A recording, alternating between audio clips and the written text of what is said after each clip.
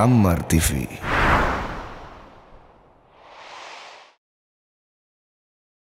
Alhamdulillahi ala ihsani wa syukru lahu ala taufiqihi wa amtinani. Asyhadu an la ilaha illallah wahdahu la syarika lahu ta'ziman li sya'nihi wa asyhadu anna Muhammadan abduhu wa rasuluhu da'ila ridwanih.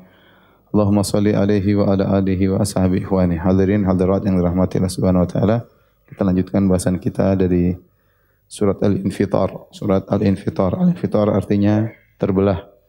Dan surat ini masih bercerita tentang dahsyatnya hari kiamat sebagaimana dalam hadis kata Nabi sallallahu alaihi wasallam, man sarrahu an yanzura ila yaumil qiyamati ka'annahu ra'yu 'ain falyaqra idza syamsu kuwirat wa idza samaa'un fatarat wa idza samaa'un syaqqat. Barang siapa yang suka untuk melihat hari kiamat seakan-akan dia melihat dengan matanya, maka bacalah surat At-Takwir, surat Al-Infitar dan surat Al-Insyiqaq. Al-Infitar berbeda dengan surat At-Takwir, ya. Adapun dalam surat At-Takwir 12 ayat, 6 ayat pertama menceritakan tentang sebelum ditiupkan sangkakala dan 6 ayat berikutnya bercerita tentang setelah ditiupkan sangkakala. Adapun dalam surat Al-Infitar, ya, hanya menyebutkan tentang dahsyatnya hari kiamat, yaitu setelah ditiupkan sangkakala. Tujuannya adalah untuk mencela orang-orang kafir, ya, yang mereka kafir kepada Allah padahal telah diberikan kenikmatan yang banyak oleh Allah Subhanahu wa taala. Adapun keutamaan surat Al-Infitar datang dalam sebagian hadis, ya. Mu'adz bin Jabal radhiyallahu anhu, kebiasaan beliau kalau sudah salat Isya bersama Nabi sallallahu alaihi wasallam, beliau pulang ke kampungnya kemudian ngimami salat lagi. Jadi salat sunnah bagi dia, tetapi bagi makmumnya adalah salat wajib. Jadi dia salat bersama Nabi sallallahu alaihi wasallam jadi makmum, setelah itu dia pulang kampungnya salat jadi imam, salat Isya. Tetapi dia baca terlalu lama, ya. Bacanya surat Al-Baqarah, ya. Sehingga orang-orang di belakang gelisah. Sampai ada salah seorang dari mereka karena kelamaan akhirnya dia menyelesaikan sendiri, ya. Jadi Mu'adz masih berdiri, dia ruku, dia selesaikan sendiri. Assalamualaikum, assalamualaikum, salam pergi. Sahabat ini akhirnya dia mungkin karena ada keperluan, dia tidak bertahan sampai selesai, dia ngelanjutin sendiri. Ya, tatkala kabar ini sampai kepada Mu'adz, Mu'adz berkata, "Innahu munafik." Itu orang munafik. Akhirnya perkataan Mu'adz yang mengatakan munafik ini sampai kepada sahabat tersebut. Maka orang tersebut pun, sahabat tersebut pun yang menyelesaikan sendiri, lapor kepada Nabi sallallahu alaihi wasallam tentang perkataan Mu'adz. Maka Mu'adz bin Jabal pun dipanggil oleh Nabi sallallahu alaihi wasallam. Nabi berkata, "Aturidu an takuna fattanan ya Mu'adz?" Apakah kau ingin menjadi pembuat fitnah wahai Mu'adz? Itu jangan salat, jangan lama-lama bacanya. Ya. Kasihan orang di belakang. Kalau ente salat sendiri enggak apa-apa, tapi kalau ente jadi imam, jangan sampai merepotkan orang di belakang. Kata Nabi sallallahu alaihi wasallam, "Inna wara'aka ya ad-dha'if al-marid, ya. Fa inna min wara'ika ad-dha'if di belakang engkau ada orang sakit, al-marid ada orang lemah, ada ad-dha'if orang lemah, orang sakit, kemudian ada juga wadzal hajah dan ada orang punya keperluan." Maka kata Nabi sallallahu alaihi wasallam, "Idza amamtan nas," kalau kau jadi imam, faqra bisyamsi wa duhaha, bacalah surat wasyamsi wa duhaha. Kemudian baca wasabbihisma rabbikal a'la, sabbihisma rabbikal a'la. Kemudian juga baca iqra bismi rabbikal khalaq, iqra bismi rabbikal ladzi khalaq, itu surat Al-Alaq. Kemudian juga surat wal laili idza yaghsha.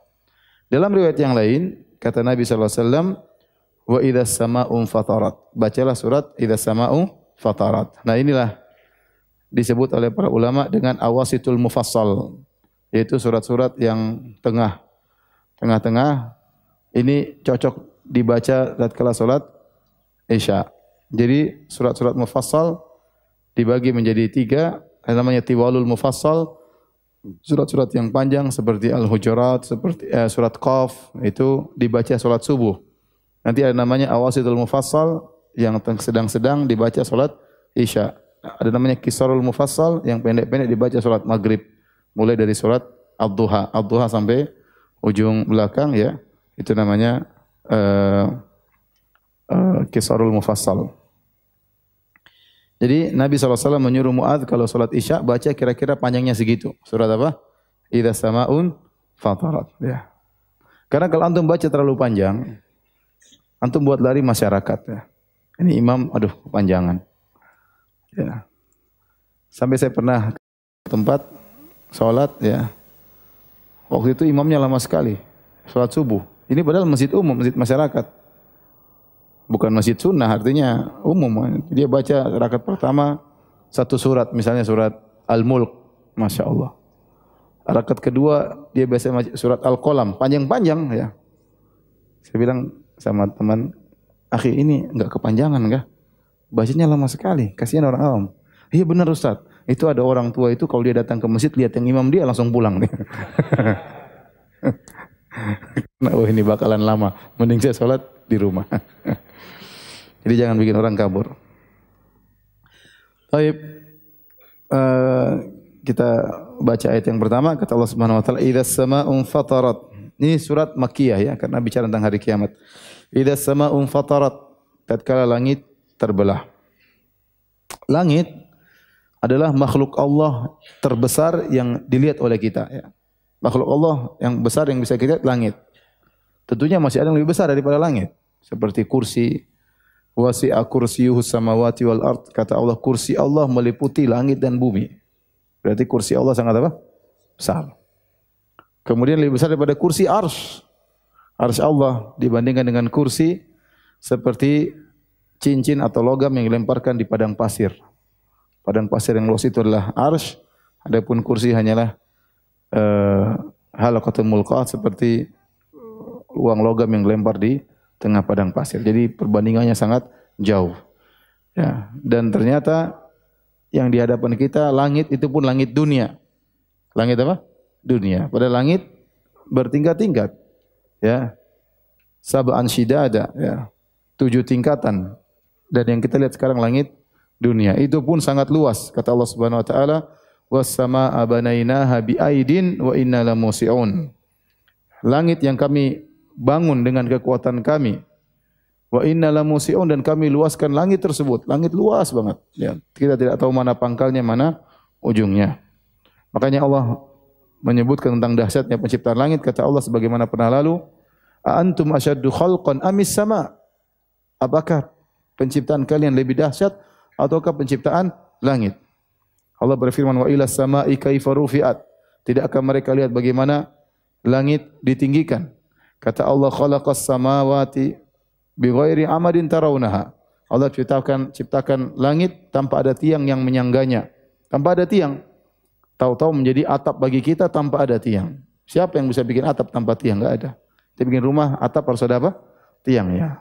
Tetapi langit menjadi atap bagi kita tanpa tiang. Siapa yang pegang? Allah.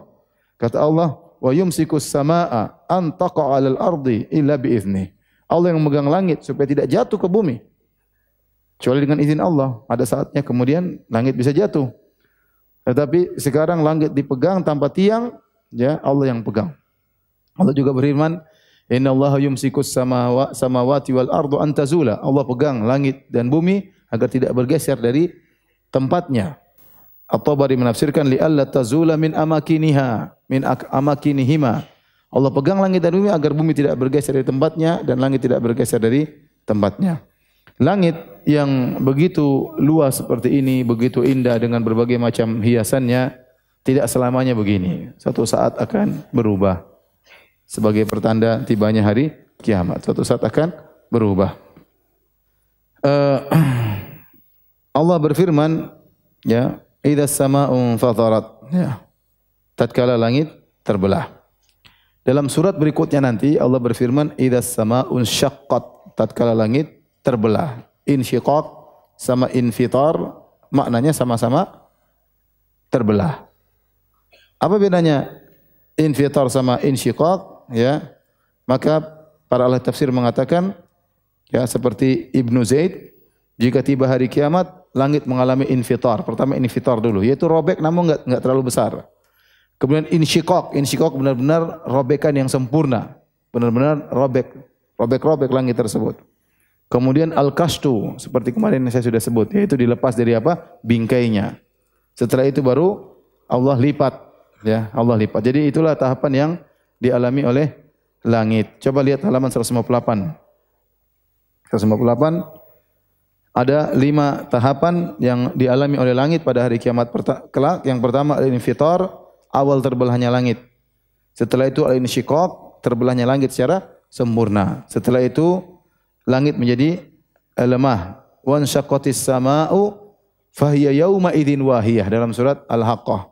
Kata langit terbelah maka jadilah lemah. Langit tersebut lemah, mudah untuk dilepas dari bingkainya. Setelah itu al-kashtu, yaitu dilepas dari tempatnya, baru kemudian at-tay, Allah lipat langit tersebut. Itulah proses yang dialami oleh apa? Langit. Sama seperti kita sebut kemarin tentang gunung. Gunung pertama dicabut dari pasaknya, diterbangkan oleh Allah, ditabrakan, kemudian jadi apa? Debu yang berterbangan. Seperti itu. Langit prosesnya gitu. Infitar, insyiqaq, kemudian baru wahiyah jadi lemah, baru kemudian al-kasht, baru kemudian tay dilipat. Setelah itu Allah Subhanahu wa taala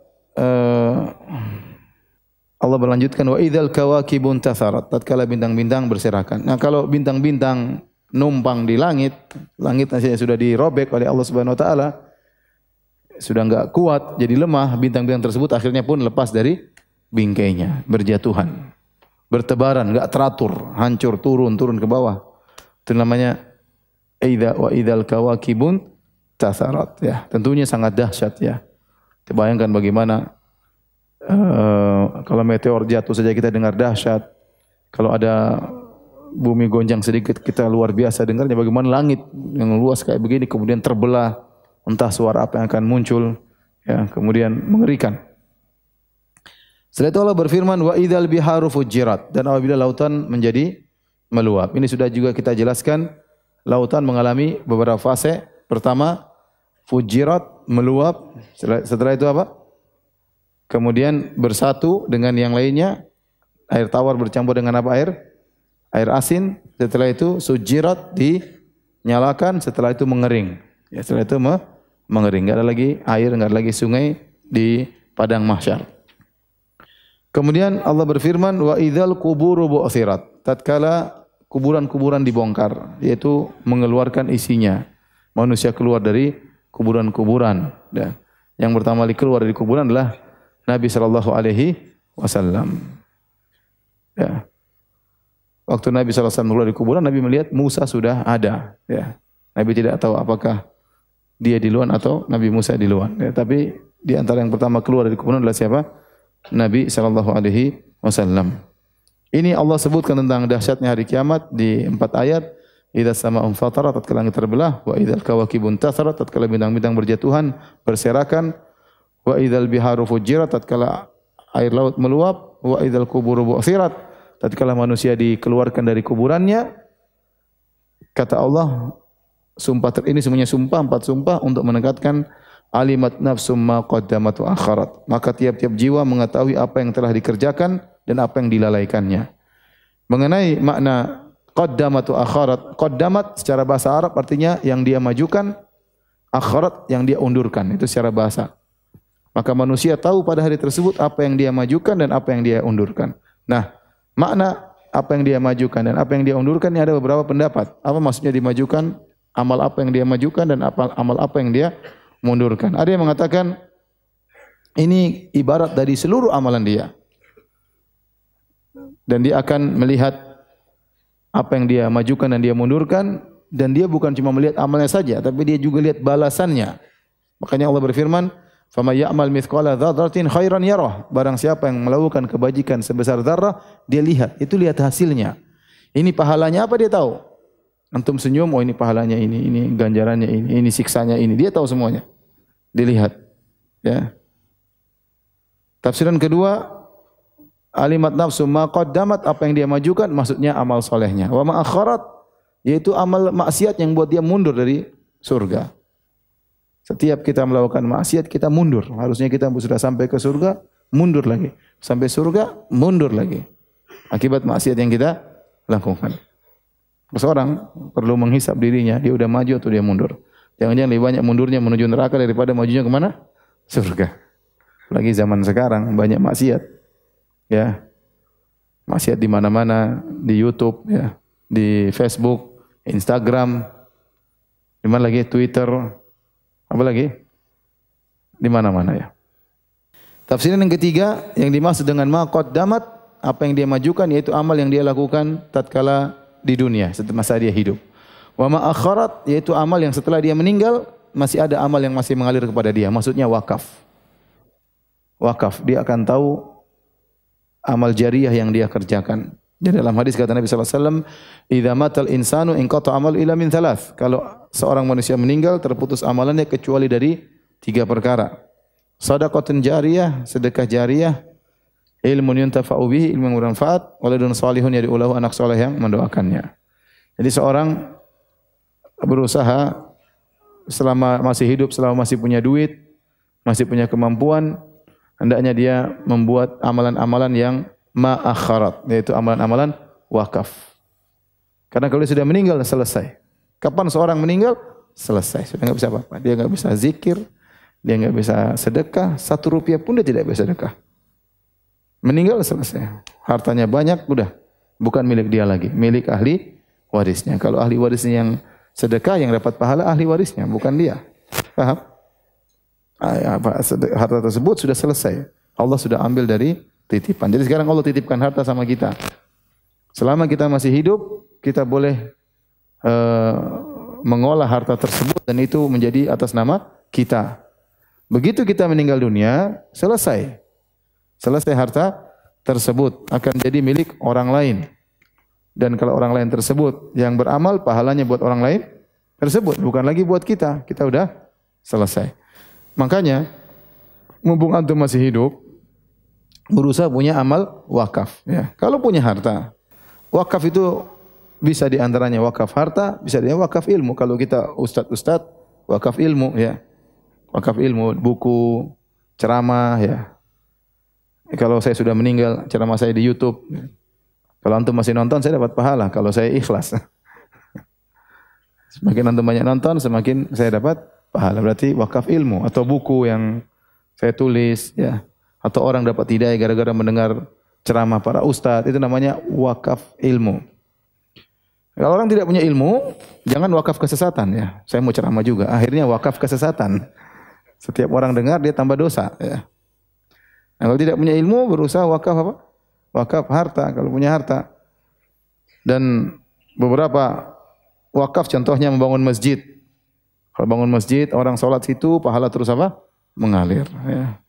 Antum kalau tidak punya uang, tidak harus bisa bangun masjid seluruh masjid. Seberapa yang antum mampu, ya, 1 juta, 2 juta, dapat pahala. Ya. Antum insya Allah telah ikut musyarakah, berpartisipasi dalam bangun masjid tersebut. Masalah pahala, serahkan sama Allah. Allah bagi-bagi sama, bagi beda-beda, terserah Allah Subhanahu wa ta'ala. Tapi kalau antum mampu bangun masjid sendiri, bagus, itu yang terbaik. Kalau enggak mampu, ya semampunya. Misalnya buat masjid. Atau misalnya antum biayai anak seorang, antum masukkan ke pondok, antum yang biayai. Sehingga dia hafal Quran. Ini juga wakaf sebenarnya. Karena dia dapat ilmu dengan sebab antum. Dia mungkin berdakwah, dia mungkin hafal Quran dengan sebab antum. Maka pahala juga mengalir sama antum. Contoh bagi cetak buku gratis. Ya, buku itu bagi-bagi orang baca. Orang baca, dengan dia baca buku, dia dapat ilmu. Dia amalkan, dia tahu beramal yang benar. Antum mendapat pahala, ya. Contoh lagi menggali sumur, ya. Menggali sumur ini juga di antara wakaf, ya. Ada kawan saya tukang dia gali sumur. Ada beberapa tempat yang memang kemarin ada di daerah di Serang, mereka sudah gali sumur sudah berapa kali? 7 kali, enggak ada air keluar. Akhirnya teman saya datang, dia gali dan air keluar, alhamdulillah, ya. Dia gali dalam, tak pakai apa alatnya. Memang biayanya mahal sampai 100 juta, 150 juta, ya. Tapi dapat air, orang senang semuanya, ya. Ada lagi dia pergi ke suatu tempat, orang sudah dia gali-gali enggak ada sumber air. Ternyata sumber airnya di masjid. Subhanallah, dia gali di masjid baru dapat apa?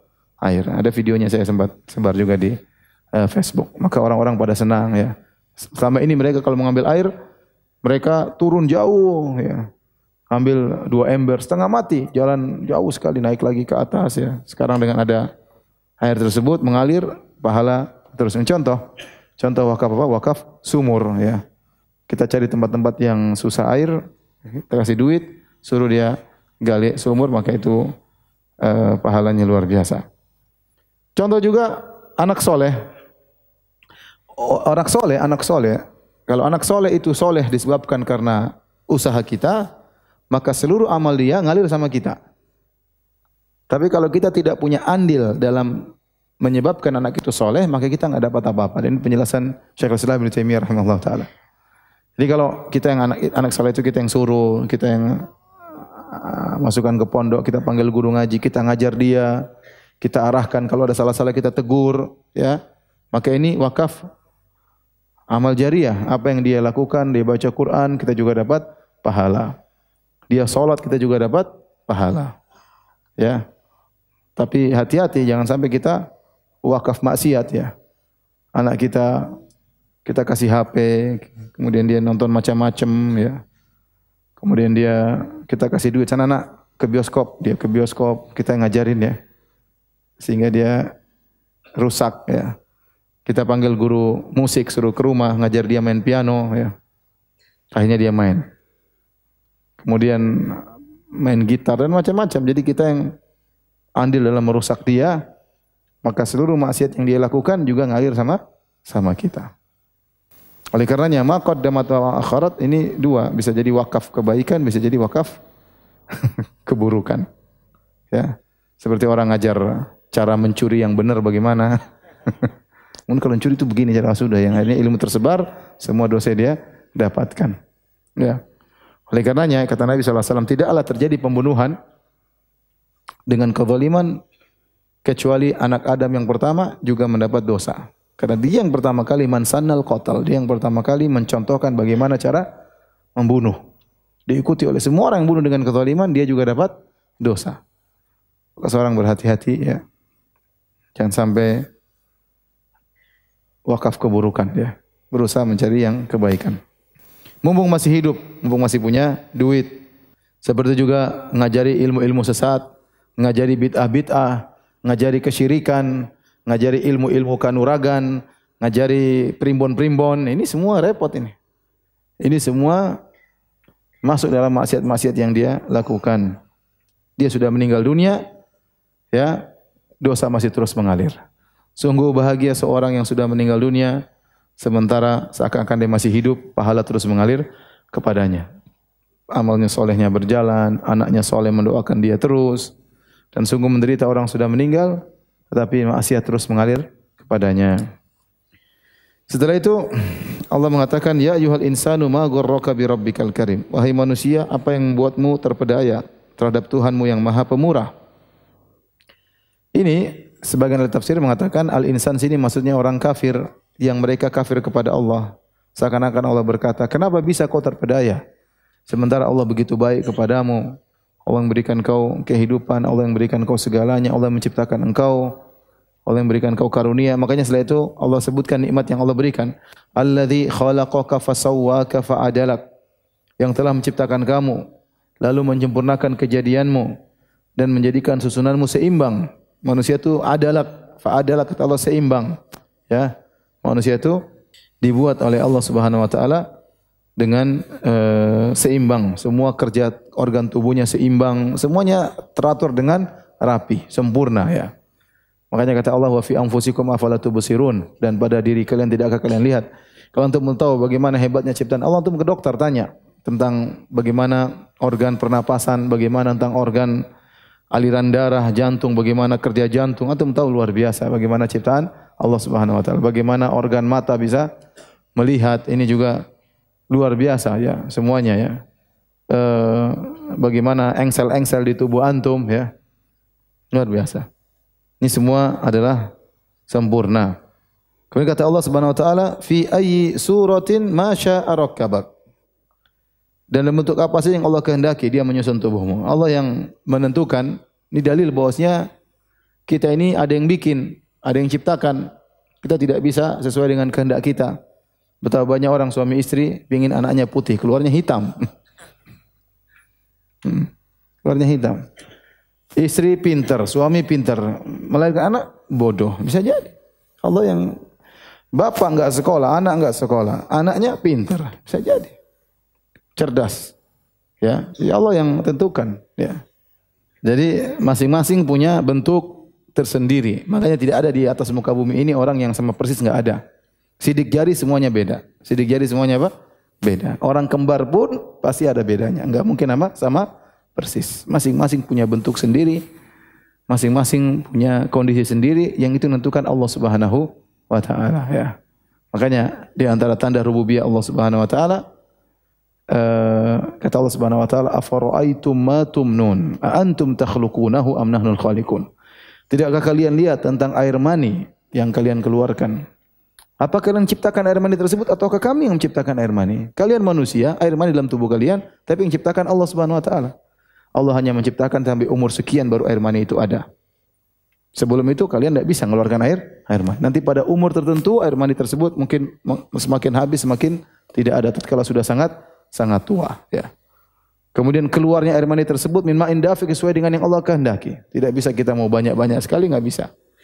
Kemudian tatkala jadi manusia pun ada aturannya, masuk ke rahim wanita, semuanya atur Allah Subhanahu wa taala.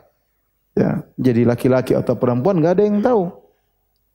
Bagaimana hitam atau putih enggak ada yang tahu, cerdas atau bahlul enggak ada yang tahu, ya. Semua yang tentukan siapa? Allah Subhanahu wa taala. Jadi Allah ingatkan, ma gharraka bi rabbikal karim. Kenapa kau bisa terpedaya berbuat kesyirikan padahal Tuhanmu sangat mulia? Makanya dalam Al-Qur'an banyak seperti ini, ya ayyuhan nasu ubudu rabbakumul ladzi khalaqakum wal ladzina min qablikum la'allakum tattaqun alladzi ja'alakumul arda firasya was samaa'a binaa'a wa anzala minas samaa'i maa'an fa akhraja bihi minas thamarati rizqan lakum. Kata Allah, wahai manusia, sembahlah kepada Rabb kalian yang menciptakan kalian, menciptakan nenek moyang kalian, yang telah menjadikan bumi sebagai hamparan, yang mendirikan langit, ya, yang menurunkan hujan, menumbuhkan tumbuhan, semua nikmat. Kenapa kalian menyembah makhluk seperti kalian? Apa yang buat kalian terpedaya? Kenapa kalian menyembah matahari? Kenapa kalian menyembah mayat? Kenapa kalian menyembah nabi? Apakah nabi itu yang bikin ini semua? Apakah matahari yang menciptakan alam semesta ini? Tidak. Sembahlah yang menciptakan alam semesta. Kemudian kata Allah, bal tukadzibuna biddin. Bukan hanya durhaka saja, bahkan kalian mendustakan hari pembalasan. Di antara nama hari kiamatlah Yaumuddin, hari pembalasan, ya. Makanya Ali bin Abi Thalib mengatakan, al-yauma amalun bila hisab. Godan hisabun bila amal. Sekarang ada amal, tidak ada hisab. Enggak ada yang hisab antum. Besok hari kiamat hisabun bila amal. Yang ada cuma hisab, amal sudah enggak bisa lagi. Hari tersebut namanya hari pembalasan. Di mana setiap orang akan menerima pembalasan perbuatannya. Di dunia sekarang amal. Darul amal, di akhirat darul jaza. Jaza itu maksudnya pembalasan. Kemudian kata Allah, wa inna alaikum lahafizin. Sungguhnya bagi kalian ada malaikat-malaikat yang mengawasi. Malaikat selalu mengawasi perbuatan kita meskipun tidak melihat malaikat tersebut.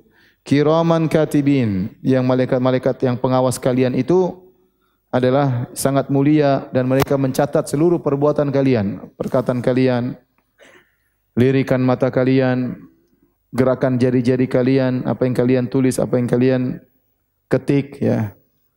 Semuanya, ya. Pendengaran kalian, lisan kalian, semua dicatat, ya. Kata Allah, ma yalfidhu min qaulin illa ladaihi raqibun atid. Tidak ada satu perkataan pun keluar kecuali ada malaikat pengawas yang selalu hadir. Raqib selalu mengawasi, atid selalu hadir. Sebagian salaf tatkala menafsirkan firman Allah, ya ayyuhal insanu ma gharraka bi rabbikal karim. Wahai manusia, apa yang buat kalian terpedaya? Seperti Fudail bin Iyad, dia memandang ayat ini bukan cuma untuk orang kafir tapi juga untuk orang beriman. Kata Fudail bin Iyad, kalau aku ditanya oleh Allah, ma gharraka bi rabbikal karim, apa yang buat kau terpedaya sehingga kau bermaksiat? Kata dia, bisuturikal murkhah, karena kau selalu menutup aibku ya Allah, aku terpedaya. Kau selalu menutup apa? Aibku, sehingga aku selalu terpedaya, aku ulangi lagi, karena kau senantiasa menutup apa? Aibku, kau maha baik. Ya. Namun Allah ingatkan, meskipun Allah tutup aibmu, ada yang mencatat. Kiraman katibin. Malaikat tersebut mencatat, meskipun aibmu tertutup, tidak ada yang lihat. Kemudian kata Allah Subhanahu wa taala, ya'lamuna ma taf'alun. Mereka mengetahui apa yang kalian kerjakan. Malaikat tahu apa yang kalian kerjakan. Jadi bukan cuma kamu aja yang tahu, malaikat juga tahu. Jangan antum merasa saya sendiri, enggak ada orang. Ya memang orang enggak ada. Antum orang atau bukan? Antum orang. Tapi ada malaikat yang nyatat. Latih diri kita untuk malu sama malaikat. Kita ini iman kurang ya. Ada tahu malaikat kanan kiri ngelihat, kita cuek aja. Setelah itu Allah berfirman, akhir sebuah perjalanan, surga atau neraka. Kata Allah, innal abrara lafi naim. Sungguhnya orang-orang baik itu dalam kebahagiaan. Al-abrar dari kalimat bar itu dalam bahasa Arab menunjukkan keluasan. Makanya dataran terbuka namanya bar. Orang tidak dikatakan dengan bar, jamaknya al-abrar, kecuali orang tersebut melakukan kebajikan dengan sangat luas. Kata para ulama, kalau dia berbakti, benar-benar berbakti. Serius berbaktinya. Kalau dia salat malam, dia benar-benar serius salat malam. Kalau dia sedekah, dia benar-benar sedekah serius. Kalau dia dakwah, dia benar-benar dakwah serius. Karena baru dikatakan orang itu bar. Bukan hanya sedekah seadanya, berbakti sekedarnya, ya. Salat malam secukupnya, enggak. Jadi benar-benar kalau dia sudah menggeluti suatu amalan, dia benar-benar bar. Itu benar-benar amalnya serius ya. Makanya Az-Zabidi berkata, asal makna dari bar adalah sa'ah, kelapangan. Oleh karenanya al-bar disebut dengan daratan disebut al-bar karena luas sebagai lawan daripada al-bahar. Ada yang mengatakan kalau dia sudah melakukan suatu kebajikan bukan wajib aja yang dikerjakan. Sunnah juga dia kerjakan. Kalau dia berzakat bukan zakatannya dia bayar, tapi sedekah juga dia kerjakan. Kalau dia salat wajib bukan wajib aja, dia salat sunnah juga dia kerjakan. Seperti itu. Kata Allah, la fi naim. Fi artinya di dalam, artinya orang baik itu benar-benar dalam kebahagiaan. Kebahagiaan di sini zahirnya berkaitan dengan surga. Orang kalau masuk surga dia bahagia dalam kenikmatan, bukan di atas kenikmatan, tenggelam dalam kenikmatan. Tidak ada di samping kanan kiri dia, atas bawahnya kecuali diliputi dengan kenikmatan. Dia diliputi oleh kenikmatan dari segala arah maksudnya. La fi naim, tenggelam dalam kenikmatan. Itu kalau di surga. Tapi Ibnu Qayyim rahimahullahu taala mengatakan ayat ini tidak hanya berkaitan dengan akhirat, dengan surga, tapi di dunia dan juga di alam barzakh. Jadi orang-orang yang baik itu dia akan pasti merasa bahagia di dunia. Makanya kalau ada orang beriman tidak bahagia, itu enggak benar. Makanya Ibnu Taimiyah pernah berkata, "Inna fid dunya jannatan. Man lam yadkhulha lam yadkhul jannatal akhirah." Di dunia itu ada surga. Barang siapa yang tidak masuk dalam surga tersebut, dia tidak akan masuk surga di akhirat. Artinya Ibnu Taimiyah mengatakan ada kebahagiaan di dunia bagi orang beriman. Ibnu Taimiyah rahimahullah dalam kondisi disiksa di penjara dia mengatakan, "Madza yaf'alu a'da'i bi?" Apa yang hendak dilakukan musuh-musuhku kepadaku? Jannati fi qalbi, surgaku di hatiku. Mau diapain, mau di penjara tetap dia bahagia. Mau diasingkan dia tetap bahagia. Mau jihad bahagia. Semuanya dia merasa bahagia. Maka dia mengatakan, "Madza yaf'alu a'da'i bi?" Apa yang dilakukan oleh musuhku kepadaku? Jannati fi qalbi, kebahagiaan selalu aku bawa. Mereka ingin merampas kebahagiaanku, enggak bisa. Sebagian mereka mengatakan law alimus salatin ya ma nahnu alaihi la jaladuna alaihi. Kalau para raja-raja, para presiden-presiden tahu tentang kebahagiaan yang kita rasakan, maka mereka akan maksa ngerampas dari kita. Namun mereka tidak tahu.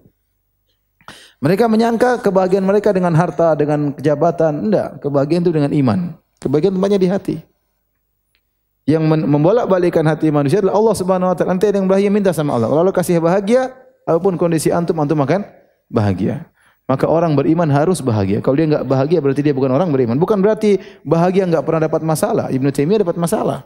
Penjara, dituduh, tapi ada kebahagiaan Allah berikan kepada dia. Jadi innal abrara lafi naim, orang-orang baik itu dalam kebahagiaan di dunia, dapat kebahagiaan di alam barzakh, dapat kenikmatan kubur, di akhirat dapat surga. Kata Allah, wa innal fujjara lafi jahim. Adapun orang-orang durhaka dalam neraka. Dalam neraka. Ya, mereka ya melakukan kefajiran, mereka kafir dengan keyakinan, syirik, bertawakal kepada selain Allah, percaya kepada hal-hal yang haram, melakukan kefajiran dengan anggota tubuh, zina, menzalimi, minum khamar dan yang lainnya. Kata Allah, yaslaunaha yaumaddin. Mereka akan masuk dalam neraka jahanam pada hari pembalasan. Wa ma hum anha bighaibin. Dan mereka tidak pernah gaib dari neraka. Berarti hadir terus di neraka. Ini wa ma hum anha bighaibin artinya mereka tidak pernah gaib dari neraka. Artinya mereka selalu hadir di neraka, artinya tidak ada libur di neraka. Tidak ada liburan. Kemudian kata Allah Subhanahu wa taala, "Wa ma adraka ma yaumuddin?" Tahukah engkau apa itu hari pembalasan? "Summa ma adraka ma yaumuddin?" Dan tahukah engkau apa itu hari pembalasan? Hari pembalasan, ya sebagaimana tadi sudah kita sebutkan, semua yang kita lakukan sedikit atau besar pasti ada balasannya. Faman ya'mal mithqala dzarratin khairan yarah. Barang siapa melakukan kebaikan sebesar darah pun, sekedar senyum aja pasti ada balasan. Antum melakukan kebaikan sedikit pun, dalam hati antum husnudzon sama orang, antum tidak sombong sama orang, orang mungkin tidak tahu, antum hormati dia dalam hati antum, itu pasti ada balasannya. Pasti ada balasannya. Antum senyum sama orang, antum ramah sama orang, ya. Itu pasti ada balasannya, ya. Antum bantu orang sedikit aja, itu pasti ada balasannya. Enggak ada yang tidak ada balasannya. Demikian juga keburukan sedikit pun pasti ada balasannya. Antum sombong merendahkan orang, antum hasad sama orang, antum suudzon sama orang, itu semua ada catatannya, ada balasannya. Antum bermuka masam sama orang, ya, ada balasannya. Semua ada balasannya, karena itu adalah hari pembalasan. Kemudian kata Allah, yauma la tamliku nafsun li nafsin syai'a. Pada hari tersebut seorang tidak berdaya sedikit pun untuk menolong orang lain. Dia nolong dirinya yang enggak bisa, apalagi nolong orang lain. Wal amru yauma idzil lillah. Semua perkara di tangan Allah Subhanahu wa taala. Makanya nabi, para anbiya pun mereka takut pada hari kiamat. Saya bawakan hadis tentang syafaat panjang sekali dari halaman, antum bisa baca sendiri, halaman 175 sampai ya seterusnya, ya halaman 177. Bagaimana para anbiya mereka tidak bisa berbuat apa-apa. Datang pada Nabi Adam, Nabi Adam mengatakan idhabu ila ghairi, cari nabi yang lain. Nabi Nuh mengatakan idhabu ila ghairi, cari nabi yang lain. Enggak bisa apa-apa. Ya. Jadi tidak ada yang bisa menyelamatkan seorang seperti amalnya sendiri. Taib, demikian saja kajian kita dari surat Al-Infitar. Insyaallah kita lanjutkan nanti malam surat Al-Mutaffifin.